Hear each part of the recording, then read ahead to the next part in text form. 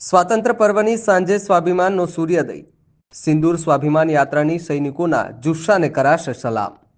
Operation સિંદૂરના 3 મહિના થયા છે, ત્યારે સૈનિકોના જુસ્સાને સલામ કરવા તેમજ સુરક્ષિત સીમા, સુરક્ષિત રાષ્ટ્રના સંકલ્પને જન જન સુધી પહોંચાડવાના નિર્ધાર સાથે અખંડ ભારત સ્વાભિમાન મંચ આયોજિત સિંદૂર સ્વાભિમાન યાત્રા યોજાઈ રહી છે.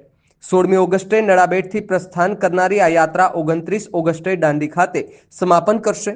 આ યાત્રાની ફ્લેગ ઓફ સેરેમની 15 ઓગસ્ટે 4 વાગે સિંધુ ભવન રોડ પર યોજાવાની છે, જેમાં જાણીતા મંત્રીઓ સહિતના ફિલ્મો હસ્તીઓ, સોશિયલ મીડિયા ક્રિએટર્સ સહિત રાષ્ટ્રપ્રેમીઓ વિશાળ સંખ્યામાં ઉપસ્થિત રહેશે. અંદાજે 1000 કારનો કાફલો આ યાત્રાના ઓપનિંગમાં જોડાશે. પહલગામ હુમલામાં શહીદ થયેલા 26 દેશવાસીઓને લોકો પુષ્પાંજલિ અર્પણ કરી શકે તે માટે શહીદ રથ સાથે 26 વિશેષ કારનો કાફલો અને અખંડ ભારત સ્વાભિમાન મંચના 200થી વધારે સભ્યો અંદાજે 3000 કિલોમીટર જેટલો પ્રવાસ કરશે. અખંડ સ્વાભિમાન મંચના સભ્ય હાર્દિકસિંહ ડોડિયાએ એવું જણાવ્યું કે 15 દિવસ સુધી ચાલનારી આ યાત્રા દરમિયાન સીમા પરના ગામડાઓમાં અંદાજે 500 જેટલા કાર્યક્રમો યોજાશે. ગામના લોકો સાથે મળીને રાજ્યના વિવિધ વિસ્તારોમાં સિંદૂર સ્વાભિમાન ઝંડાનું સ્થાપન કરવામાં આવશે.